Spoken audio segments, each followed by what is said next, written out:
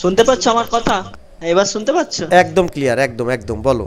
জাপানের দাদা ভাইকে নমস্কার জানাই, ঠিক আছে? মাহবুব ভাই আপনাকে হ্যাঁ, হ্যাঁ, নমস্কার। নমস্কার। কলকাতা নিউ মার্কেটের পাশে চাঁদনি মার্কেট আছে, ওখানে উনি ইঞ্জিনিয়ার। শোন ভাই, মাহবুব ভাই আছে, মাহবুব ভাই থাকেন হচ্ছে জাপানে। ভোল্টেজটা 19 ভোল্টটা পাস করে 3-5 এগুলো তৈরি হচ্ছে কি না, যদি না হয় তাহলে সেদিকে যাব, আর যদি হয় তারপরেও অন না হলে তাহলে সেক্ষেত্রে আমরা আরটিসি চেক করবো। আচ্ছা, আরটিসি চেক করার পরেও এর আগে মাহবুব ভাইকে আমি আলোচনা করছিলাম, আমরা এই মাদারবোর্ডের কিন্তু অনেক কি হয়, বায়োস করাপ্ট হয়ে যায়, অনেক হিউজ পরিমাণে বায়োস করাপ্ট হয়ে যায়। এখন বায়োস করাপ্ট যদি হয়ে যায়, বায়োস নিয়ে তো পরে অনেকগুলো ইনশাল্লাহ ক্লাস করব। এই নষ্ট বায়োসটাকে আমাদের কি করতে হবে, নষ্ট বায়োসটাকে আমাদের এ কারণে কমে যায়, কারণ এই প্রসেসরগুলো মাদারবোর্ডে প্রসেসরের একটা সিপিইউ আইডি থাকে। মানে এই মাদারবোর্ডটা যেমন 6 এবং 7 দুটা জেনারেশনেরই হয়। আমার এই মাদারবোর্ডটা আমি কাজ করতে বসলাম, দেখলাম যে সব কিছু ঠিকঠাক আছে, আমার কাছে মনে হচ্ছে ঠিক আছে, বায়োসটা আমি একবার প্রোগ্রাম করে দেখি। এখন এই বায়োস প্রোগ্রাম করতে গিয়ে আমি কি করলাম, ভিনাফিক্স অ্যাকাউন্ট থেকে আমি একটা বায়োস নিয়ে অথবা অন্য কারোর কাছ থেকে একটা বায়োস ধার নিয়ে আমি প্রোগ্রাম করলাম। এখন আমার মাদারবোর্ডটা হলো 6 জেনারেশন, আর আমাকে যে ভাই বায়োস দিল সে দিল সেম মাদারবোর্ডেরই, part number same 15341, same motherboard, কিন্তু দিল 7 জেনারেশন। তো মাদারবোর্ডের এই বায়োসের মধ্যে সিপিইউ আইডি বলে একটা অপশন আছে, সেখানে বলা থাকে মানে বায়োসটাতে কত প্রসেসর, কি প্রসেসর ব্যবহার হচ্ছে। তো যদি কোনো কারণে সিপিইউ আইডিটা আমার চেঞ্জ হয়ে যায় তাহলে সেক্ষেত্রে কিন্তু ডিসপ্লে আসবে না। তো এই জন্য কী করতে হবে অবশ্যই, এবং 100% রেজাল্ট পাওয়া যায় এটাতে, আমাদেরকে এই বায়োসটা যেটা মাদারবোর্ডে থাকে সেই বায়োসটাকে রিড করে, প্রোগ্রামারদের রিড করে এটাকে একদম নতুন করে বিল্ড করে যদি প্রোগ্রাম করা যায় 100% মানে সেটাতে রেজাল্ট চলে আসবে, কোনো রকম টেনশনই নাই। কিন্তু আরেক জায়গা থেকে বায়োস নিয়ে, ভাই আমার তো পাওয়ার আসছে, ডিসপ্লে আসছে না, ভাই আমার 250 অ্যাম্পিয়ার উঠতেছে, ভাই আমার 300 উঠছে, 400 উঠছে, দেখে মনে হচ্ছে মাদারবোর্ড ডিস্টার্ব, সুইচ করলাম, সুইচ করলে 33, তাহলে অবশ্যই মাদারবোর্ড সমস্যা, মাদারবোর্ডটা অন হচ্ছে না। নতুন করে প্রোগ্রাম করে দেখা গেল মাদারবোর্ডটা একদম 100% ওকে হয়ে গেল। এখন এই বায়োসটা যদি আমরা না করতে প্রপারলি শিখি, আপনি যদি ভিনাফিক্স থেকে অথবা অন্য জায়গা থেকে আমরা বায়োস দিই কখনোই হবে না। এই স্পিড ক্ষেত্রে কিন্তু আরও অসুবিধা, এই যে এখানে সজীব ভাই আছে, সজীব ভাই জানে ইন পয়েন্ট সিকিউরিটি কিংবা এই ধরনের মেসেজগুলো, এমপিএম ম্যানুফ্যাকচার মোড আনলক, এরকম এরর মেসেজগুলো চলে আসবে। মানে অফিসিয়াল সাইট থেকে বায়োসটা ডাউনলোড করতে হবে এবং পুরাতন বায়োস থেকে বায়োসটা তৈরি করতে হবে, মানে বিল্ড করতে হবে, তাহলে আপনি অ্যাকুরেট রেজাল্টটা পাবেন, আর ওই ইন পয়েন্ট সিকিউরিটি এরর ফেরর মেসেজগুলো আসবে না। বায়োস যদি আমার করাপ্টেড হয়ে যায় তাহলে আমি ওই বায়োসটা পুরাতন ইয়ে থেকে পাবো কিভাবে? হ্যাঁ হ্যাঁ হ্যাঁ, এই বায়োসটাকে যখন প্রোগ্রামারে দিবেন, প্রোগ্রামার, হ্যাঁ, আপনার কাছে যে প্রোগ্রামার আপনি ব্যবহার করবেন কিংবা করেন সেইটাতে যে রিড করা, এটা সেভ করে নিলেন, সেভ করে নেওয়ার পরে তারপরে এইটার ভিতরে মানে এইটার যদি ল্যাপটপটার ব্যাক সাইডে কী থাকে, সিরিয়াল নাম্বার থাকবে, সিরিয়াল নাম্বারটা আপনি দেখবেন, অথবা আপনার সিরিয়াল নাম্বারই নাই, তখন কি করবেন, তো বায়োসের ভিতরেও কিন্তু আপনার নাম্বার দেওয়া থাকে, সেটাই এসপিরও ওই বায়োসের মধ্যে সিরিয়াল নাম্বার দেওয়া থাকে, ডেলেরও থাকে, সবগুলারই থাকে।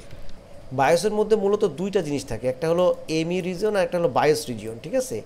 এই দুটাই, মি রিজনটা ক্লিন করতে হয় ইন্টেল প্রসেসরের জন্য, এই মি রিজনটা ক্লিন করতে হয়, আর এই বায়োস রিজিয়নটাকে ইনজেক্ট করতে হয় এই নতুন বায়োসটার মধ্যে। আর কি করতে হয়, যদি আপনি এলিট বুক সিরিজের ল্যাপটপে কাজ করেন, এলিট বুক 840G, 5G, 6G, 7G, 8 যেগুলোতে কাজ করেন না কেন, অবশ্যই এটাকে বলে ডিএমআই, এই ডিএমআইটাকে ট্রান্সফার করে দিতে হবে। ডিএমআইটাকে আপনি ট্রান্সফার করবেন পুরাতন ফাইলটা থেকে নতুন যে ফাইল বায়োসটা বানাবেন সেটার মধ্যে ট্রান্সফার করে দিবেন। ট্রান্সফার যদি আপনি না করেন তাহলে ল্যাপটপ অন করা মাত্রই আপনার কি আসবে, ইন পয়েন্ট সিকিউরিটি চলে আসবে।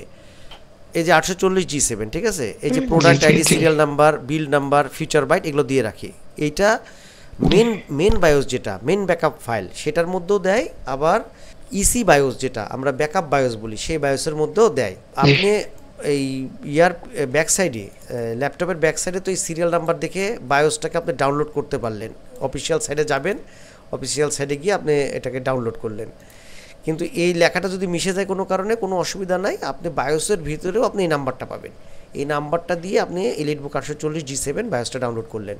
ডাউনলোড করার পরে আপনি বায়োস তৈরি করলেন, করার পরে এই যে পুরাতন ফাইলটা আপনি রাখছেন, যে ইনফরমেশনগুলো আছে এই ইনফরমেশনগুলোকে আপনি তখন নতুন ফাইলটার মধ্যে আপনি যেটা বানাবেন সেটার মধ্যে আপনি এটা পাস করে দিবেন। আর এই ডায়াগ্রামগুলো বিশেষ করে এই ডেলের এই বোর্ডগুলোতে আপনি স্টার্টিংয়ে এত সুন্দর করে এরা দিয়ে দেয়, এখান থেকে কোন পেজে আপনি যাবেন সেটা আপনি দেখতে পাবেন। চার্জার ISL কোম্পানির দেওয়া আছে, মানে ইন্টারসেল ISL কোম্পানি দেওয়া আছে, এবং এটা হলো পেজ নাম্বার 44 নাম্বার পেজে আছে। এবং এখানে AD+, BT+, মানে অ্যাডাপ্টার, ব্যাটারি এবং DC ব্যাকআউট আউটপুটে এই সেকশনটা 44 নম্বর পেজে আছে। সিস্টেম ডিসি মানে TPS 51225 এটা হলো 45 নাম্বার পেজে আছে। এটা কি হবে, এটা হলো 3 ভোল্ট 5 ভোল্ট এই টোটাল সার্কিটটা দেওয়া আছে 45 নাম্বার পেজে, এবং এটা কাজ করবে হলো DC ব্যাট আউট মানে 19 ভোল্ট দিয়ে এই সেকশনটা কাজ করবে। এই DDR সাস এখানে 51 নম্বর পেজে আমরা দেখতে পাচ্ছি, 51 নম্বর পেজে এটা দেওয়া আছে। তো সরাসরি 51 নম্বর পেজে যাই দেখি যে আসলে ওখানে কি দেওয়া আছে। তো এটা হলো র্যাম চিপ।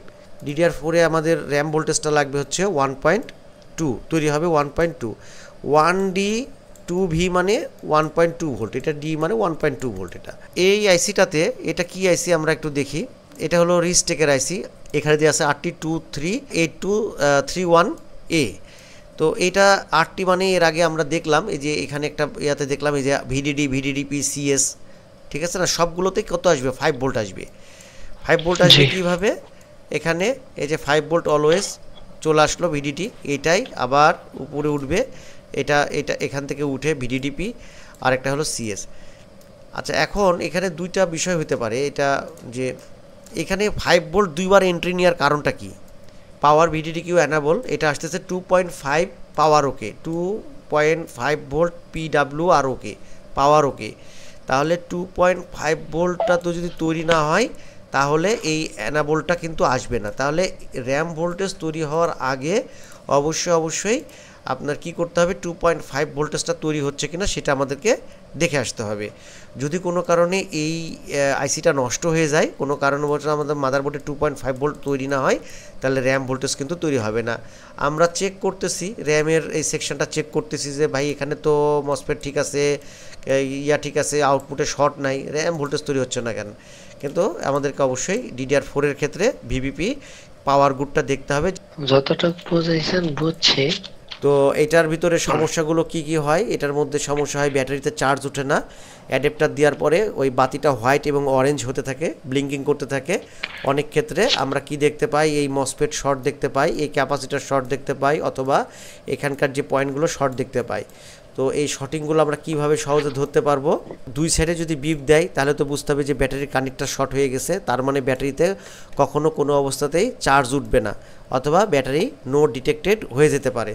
চার্জিংয়ের ক্ষেত্রে আমরা ওইভাবে তখন চেকগুলো করে নেব, মসফেট চেক করে নেব, ক্যাপাসিটার চেক করে নেব, তাহলেই হবে।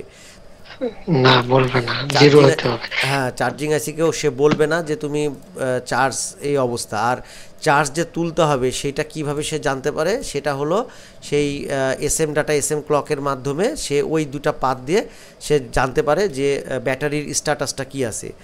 ডিসি ইন থেকে আমাদের ফার্স্ট মসফেট, তাই না, ফার্স্ট মসফেট মানে PU4301, এটা আমাদের কি মসফেট, মসফেটটা হচ্ছে P চ্যানেল, তাই না, PU4301, এই যে মসফেটটা P চ্যানেল। তাহলে ডিসি ইন 19 ভোল্টটা এসে প্রথমে এখানে দাঁড়াবে, তাই না, তারপরে এই পাশে পাস করবে। তাহলে এই পাশের শর্তটা কি হতে হবে, P চ্যানেলে আপনারই হবে ওই ভোল্টেজ ডিভাইডার, ইয়েস, ভোল্টেজ ডিভাইডারের মাধ্যমে এটা লো হতে হবে। যদি আমাদের এই কোনো কারণবশত এই ভোল্টেজ ডিভাইডার সার্কিটটা কাজ না করে তাহলে কিন্তু এই পাশে ভোল্টেজটা পাস করবে না। তাহলে আমাদের এখানকার 19 ভোল্টটা এই পাশে পাস করার পরে নামটা চেঞ্জ করে দেয় এরা করে হলো AD+।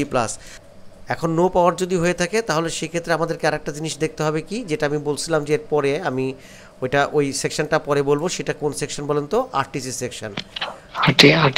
RTC সেকশন এটা ভেরি ইম্পর্টেন্ট একটা সেকশন। এই যে এই জায়গাটা, এটা হলো সে RTCর এই জায়গাটাতে কি হয়, এটা হলো আপনার ক্রিস্টাল আছে 32.7 কিলোহার্টজ আপনার তৈরি হয় ফ্রিকোয়েন্সি। তো এখানে ছোট্ট করে যে রেজিস্টর আছে 10 মেগা ওহমের একটা রেজিস্টর থাকে, এই যে 10 মেগা ওহমের ক্রিস্টাল যদি নষ্ট থাকে, এই রেজিস্টার যদি নষ্ট থাকে, অথবা এই যে ক্যাপাসিটার, এই ছোটো ছোটো ক্যাপাসিটার, এত ছোটো ক্যাপাসিটার, আর এখানে হিটসিং দেওয়া থাকে, তো এগুলো তো ধরেন যে হিটসিং দিয়ে ঢাকা থাকে, সে সময় আপনি যখন এই আরটিসি সেকশনটাতে হাত দিবেন তখন মাস্ট বি আপনি কিন্তু ব্যাটারিটা খুলে রাখবেন, সিমস ব্যাটারিটা, অ্যাডাপ্টার তো খুলে রাখবেনই, সিমস ব্যাটারিটাও খুলে রাখবেন।